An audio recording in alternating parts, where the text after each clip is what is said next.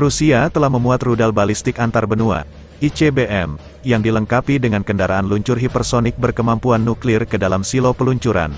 Hal itu ditegaskan Kementerian Pertahanan Rusia setelah 2 minggu Moskow keluar dari Pakta Global yang melarang uji coba senjata nuklir. Kantor berita militer Zvezda, yang dimiliki oleh Kementerian Pertahanan, menyiarkan video pada hari Kamis yang menunjukkan ICBM strategis yang dilengkapi dengan kendaraan luncur hipersonik Avangard saat dipasang di sebuah fasilitas di Provinsi Orenburg di barat daya Rusia, dekat Kazakhstan.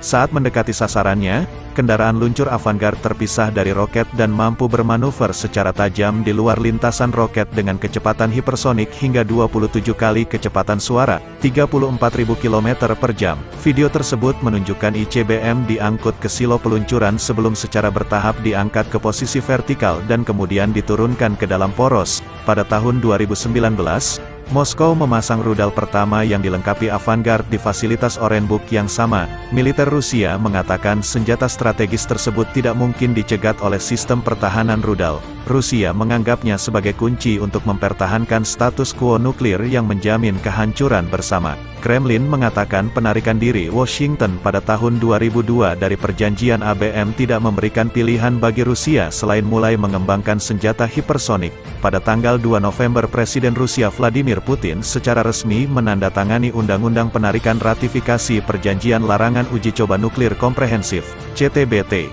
yang membatasi uji coba nuklir selama beberapa dekade. Dengan penandatanganannya, undang-undang tersebut akan segera berlaku pada saat terjadi ketegangan akut dengan negara-negara barat, khususnya terkait perang yang sedang berlangsung di Ukraina, yang telah menempatkan hubungan antara Washington dan Moskow pada titik terendah sejak krisis rudal Kuba pada tahun 1962. Kini, perjanjian senjata nuklir bilateral terakhir yang tersisa antara Washington dan Moskow adalah New START, yang diperpanjang pada Februari tahun 2021 hingga tanggal 4 Februari tahun 2026 oleh Presiden AS Joe Biden dan Putin. Pada tanggal 21 Februari Rusia menangguhkan partisipasinya dalam New START. Namun, negara tersebut tidak menarik diri dari perjanjian tersebut, dengan menyatakan bahwa negara tersebut akan terus mematuhi batasan jumlah hulu ledak nuklir yang dapat dikerahkan berdasarkan New START. Sementara itu Sekretaris Jenderal, Sekjen NATO, Jens Stoltenberg, menyesali keputusan Rusia untuk menangguhkan partisipasinya dalam perjanjian kontrol senjata nuklir bilateral New START dengan Amerika Serikat, AS.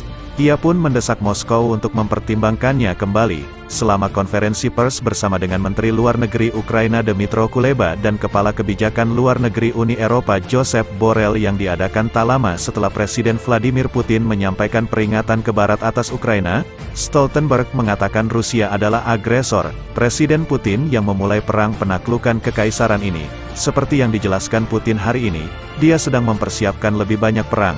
Putin tidak boleh menang. Itu akan berbahaya bagi keamanan kita sendiri dan seluruh dunia, kata Stoltenberg. Saya menyesali keputusan Rusia untuk menangguhkan partisipasinya dalam program New START.